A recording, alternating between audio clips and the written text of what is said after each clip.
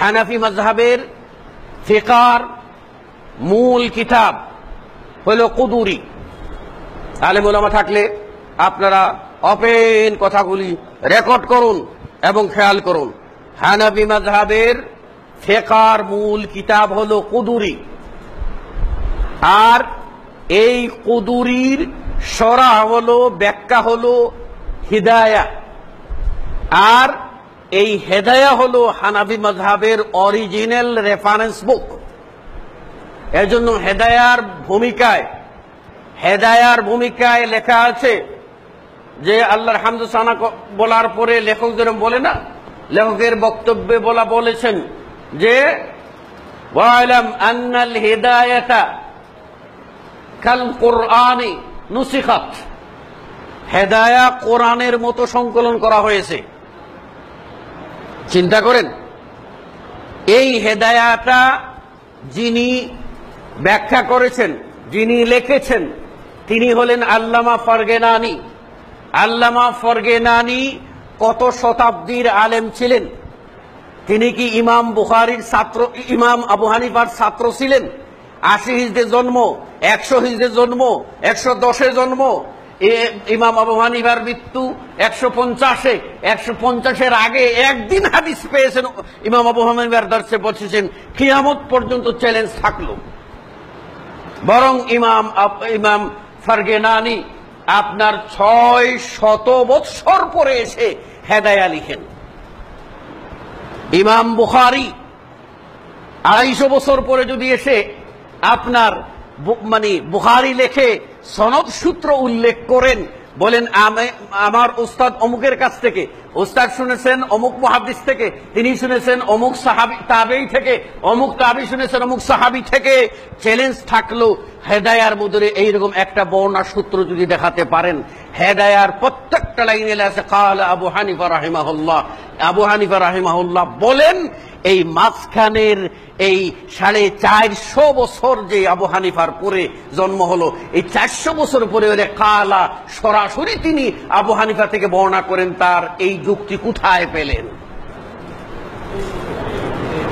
কথাটা বুঝতে পারেন নাই? এত সহজ কথা যদি ভাই আর না বুঝেন, এ তো ওপেন, ওই যে কয় না ওপেন সিক্রেট, ওপেন সিক্রেট, খোলা দরজা, খোলা চিঠি।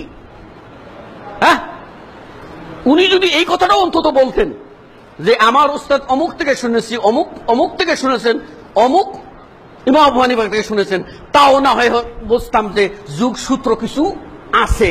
ওয়াল্লাহি আল্লাহর কসম করে বলছি ওর ভিতরে কোনো যুগসূত্র নাই। 150 হিজরিতে ইমাম আবু হানিফা মারা যান, আর তার 450 বছর পরে এসে, 4.5 বছর না, 450 বছর পরে এসে ডাইরেক্ট আবু হানিফার নাম দিয়ে বলা যাবে? বলতে গেলে বর্ণনা সূত্র লাগবে। পেশটা তো ভাই এখানে আমরা তো কই না ভাই সব কথা। কেন কই না? আমরা কেন বলি না? আমাদের মেসেজটা হচ্ছে আমরা হক বলে দেব, আমরা এই খুসাখুসি করব না। কথাটা কি বুঝতে পারছেন কিনা? কিন্তু খুসাখুসি করলে থলের যে আসল বিড়াল বেরিয়ে আসবে, তখন কি অবস্থা হবে? কাজেই এই যে কথাটা যারা বলেছেন, আমরা বলবো যে আমরা ইমাম বুখারী, মুসলিম, আবু দাউদ, নাসাঈ, তিরমিজি, ইবনে মাজাহ সহ আরো যত হাদিসের মুহাদ্দিসিন আছেন, কোন মুহাদ্দিসিনের অনুসরণ করি না। আমরা মুহাদ্দিসরা যে হাদিস সংকলন করেছেন, এই হাদিসগুলিও যাচাই বাছাই করে দেখে যেটা রাসূলের কথা বলে বর্ণনা সূত্রের বিচার করে দেখেন। এই কথাও আপনাদের বলি,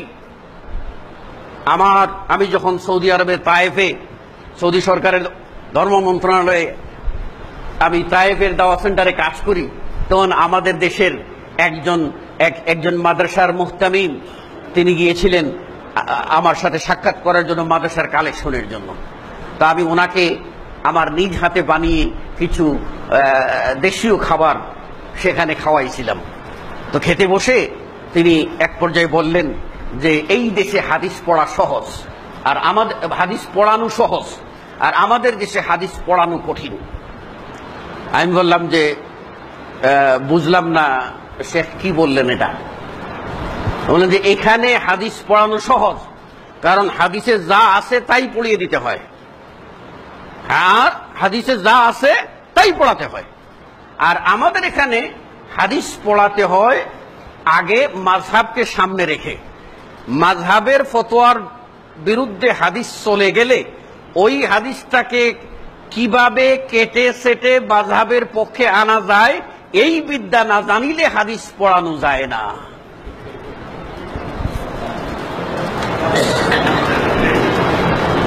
আরো কিছু কমু নাকি? আর দরকার নেই, থেমে যাই, তাই না? আমরা এই পর্যন্ত থেমে যাই।